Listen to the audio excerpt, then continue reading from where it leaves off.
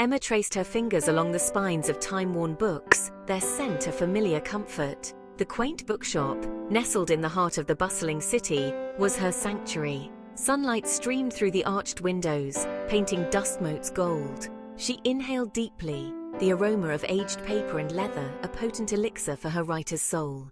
Today she sought inspiration, a spark to ignite her stalled imagination.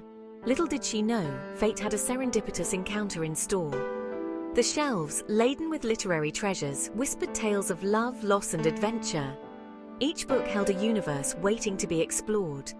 Emma ran her hand over a leather-bound copy of Jane Eyre, her favorite. A sigh escaped her lips. Oh, to be swept away by a love story as timeless as that? Excuse me, a voice startled her. I believe you're about to bump into a rather intriguing first edition of Hemingway.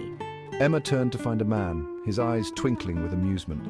He held up a worn copy of The Sun Also Rises, a smile playing on his lips. He was tall, with tousled dark hair and eyes that crinkled at the corners when he smiled.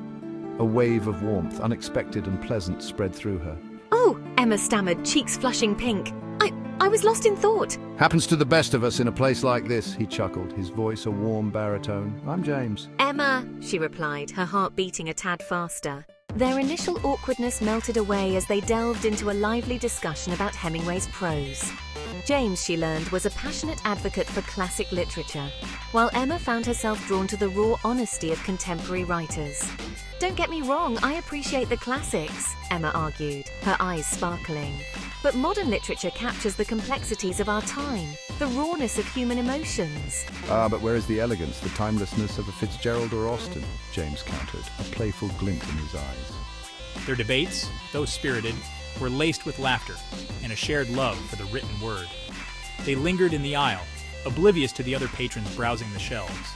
Time, it seemed, had slowed its relentless march. Their chance meeting blossomed into a comforting routine. Every Saturday afternoon, they'd meet at the bookshop. They'd discuss their latest reads, argue about writing styles, and recommend their favorite hidden gems tucked away on forgotten shelves. One rainy afternoon, James surprised Emma with a first edition of Pride and Prejudice, her favorite Austen novel.